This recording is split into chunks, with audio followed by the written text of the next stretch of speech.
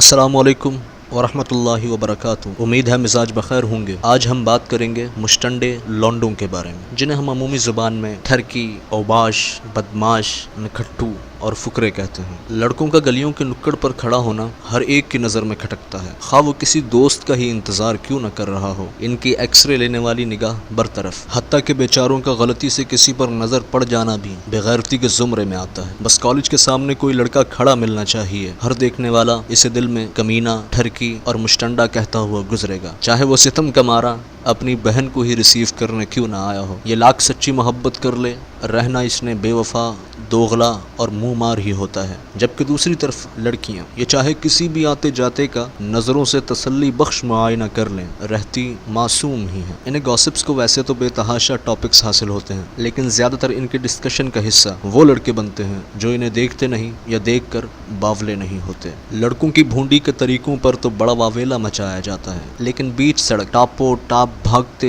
Motor cycle کے پیچھے بیٹھی لڑکیاں چاہے جتنا بھی مڑ مڑ کر تاڑتی جائیں، ان کا کوئی نام تک نہیں لیتا، پھر چاہے آگے بیٹھا ان کا محبوب یا شوہر نامدار ہی کیوں نہ ہو۔ ویسے عورت کو فتنہ کہا گیا ہے، اور یہ میں نہیں کہہ رہا۔ عورت کی عزت کرو قبول کیا، لیکن عورت کی توقیر کے اس قدر بھی ڈنکے نہ ہوں کہ مرد کی حد تک معمول کی معمولی چیز بن کر رہ جائے۔ ہر جگہ مرد قصوروار نہیں ہوتا، عورت سے بھی کئی بار جرم سرزد ہوتا ہے، لیکن یہ لیڈیز فرسٹ کے فقرے نے مرد کو سائڈ لائن بلکہ آؤٹ آف لائن کر دیا ہے۔ جس طرح مرد کی عزت اپنے ہاتھ ہے بیائی، عورت بھی اپنے وقار کی خود ذمہ دار ہے۔ مرد اگر اوباش ہو، لفنگا ہو، عیاش ہو یا 2 نمبر ہو تو اسے 11 نمبر کا چھتر پڑنا عین حق ہے۔ لیکن کتنی عجیب بات ہے، مین ڈومینیٹڈ سوسائٹی میں عورت ان خصلتوں کے باوجود بھی عزت کی اہل رہتی ہے۔ لبرل طبقہ اور موم بتیا مافیا یا ان کے رفقا کو چھوڑ کر مسلمانوں کے لیے ایک ضابطہ مقرر ہے۔ جو اصول اسلام نے دیے ہیں وہ مرد اور عورت دونوں کے لیے برابر پاسداری کے حامل ہیں۔ روٹی، کپڑا اور زندگی کی ضروریات کو پورا کرنا